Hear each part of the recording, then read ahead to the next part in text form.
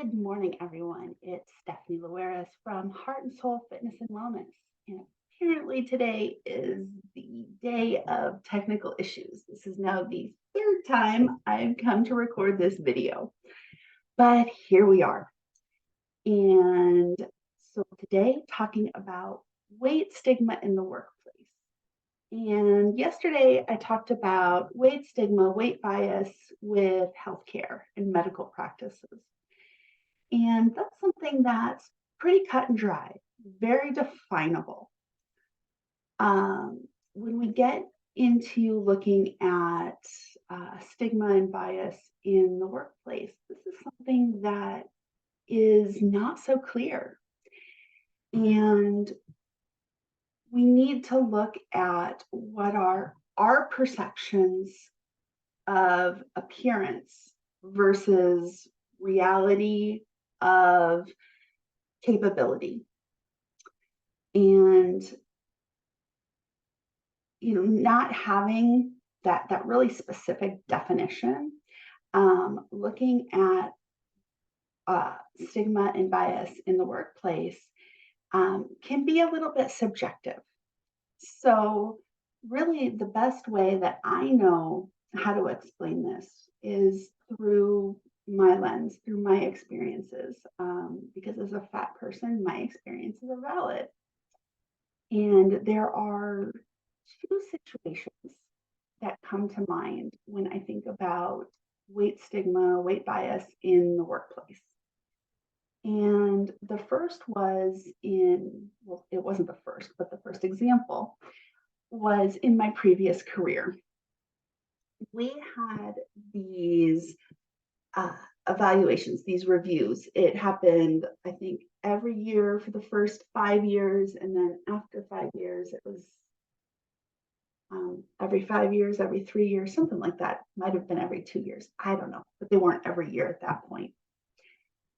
Beside the point, in this review, it looked at a lot of different facets of the person. So it didn't only evaluate their job performance.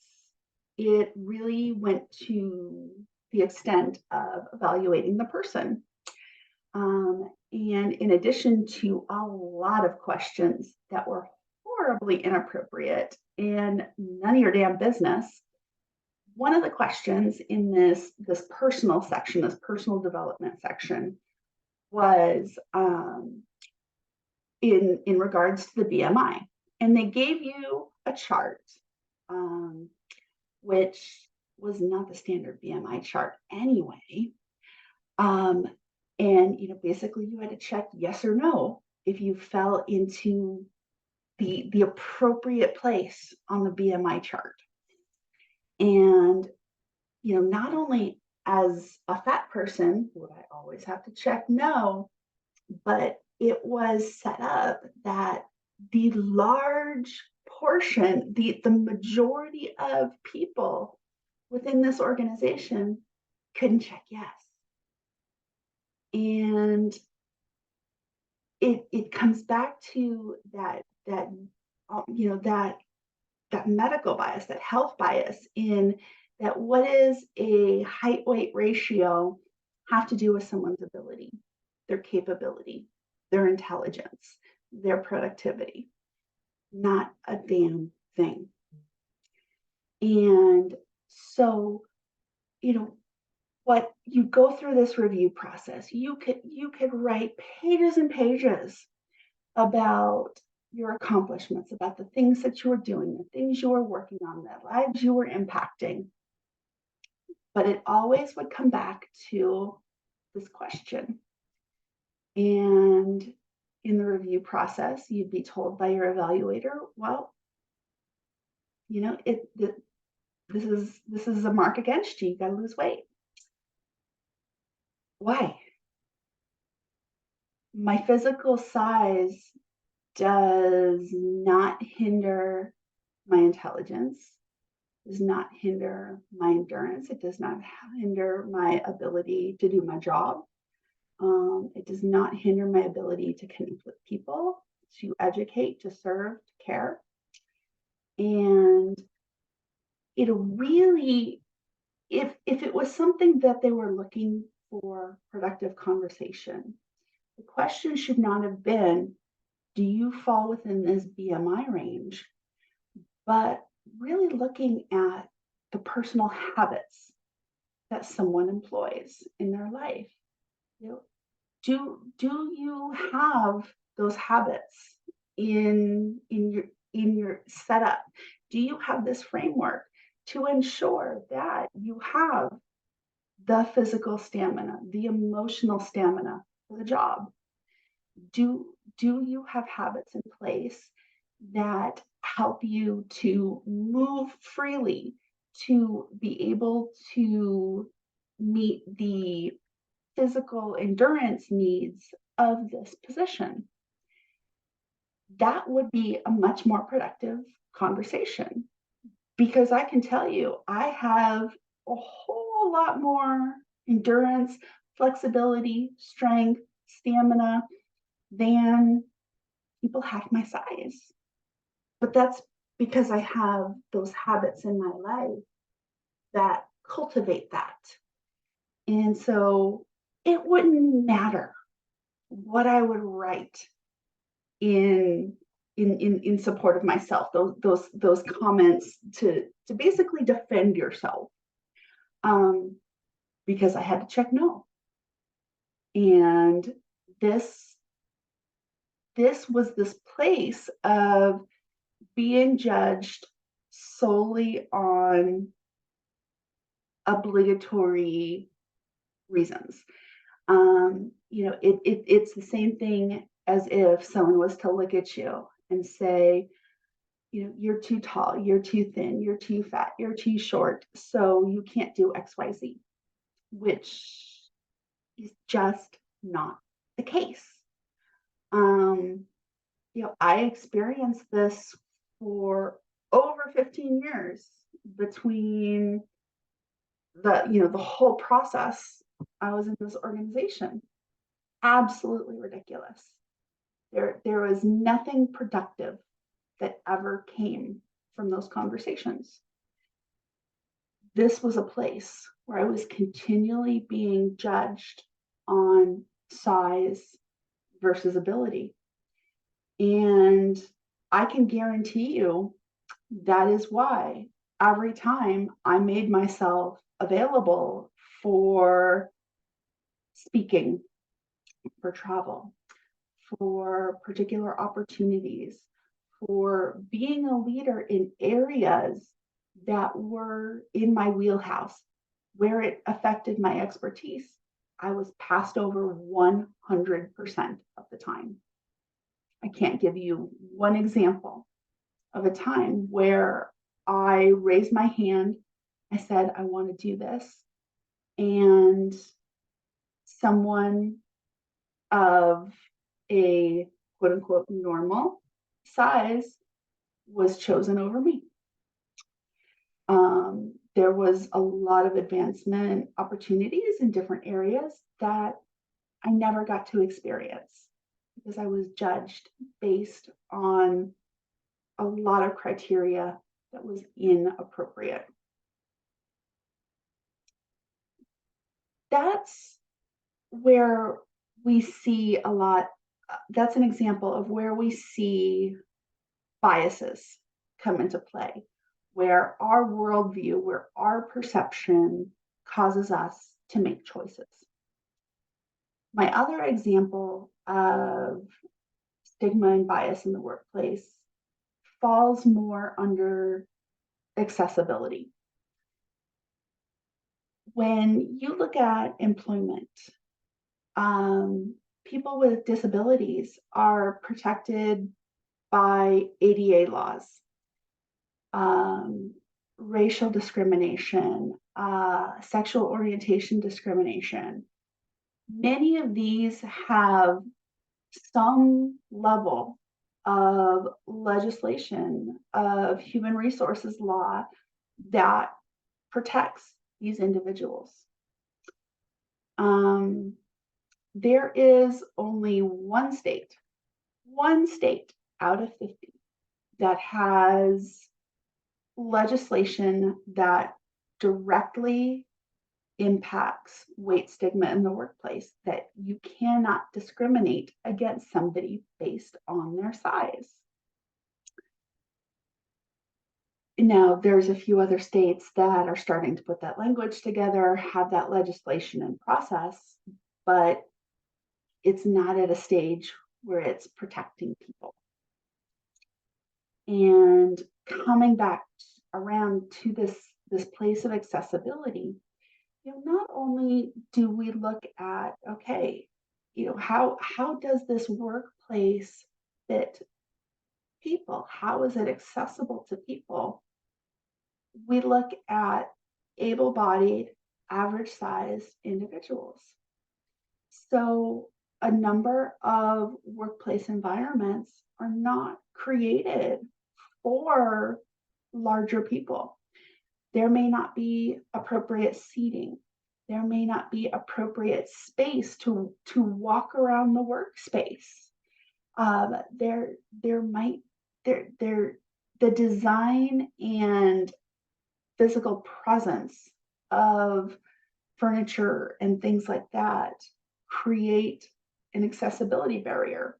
Now, if you had an individual with a disability, you'd be quick to change that if you really wanted that individual in your workplace.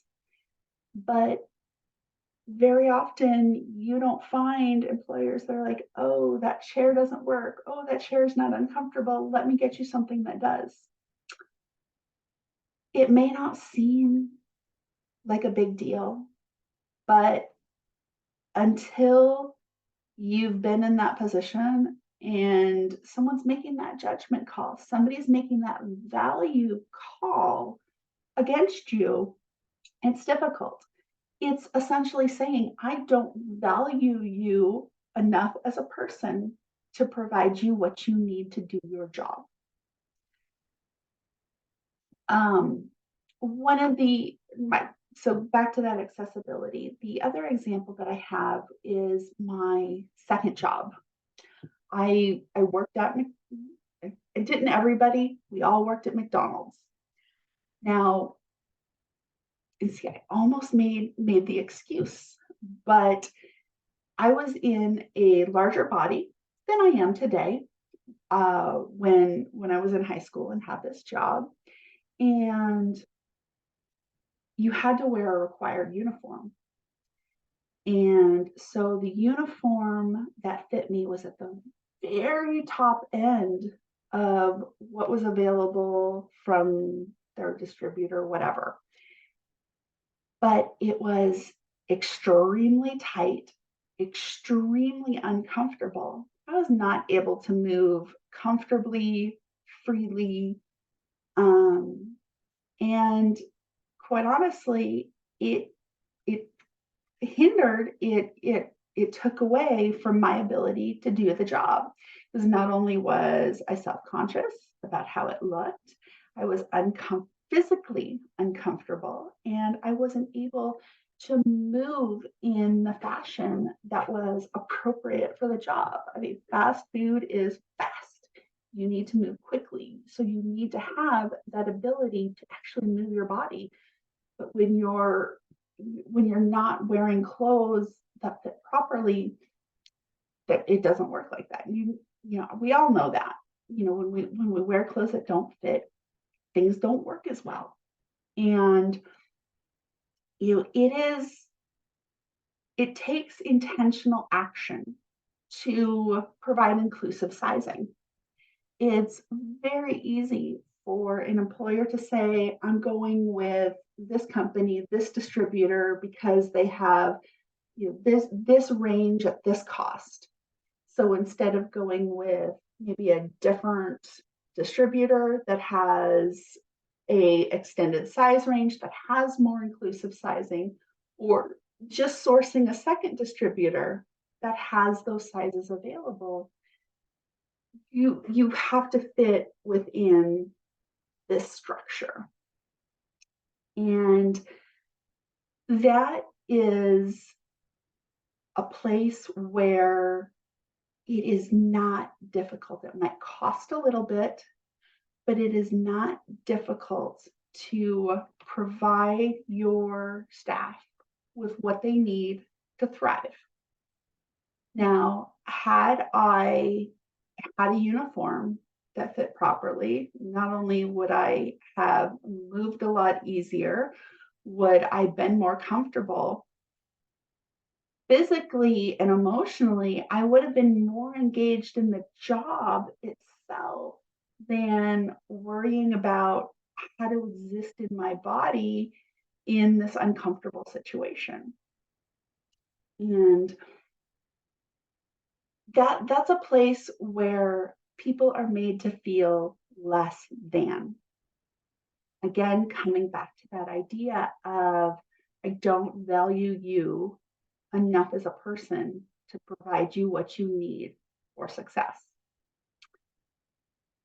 Excuse me.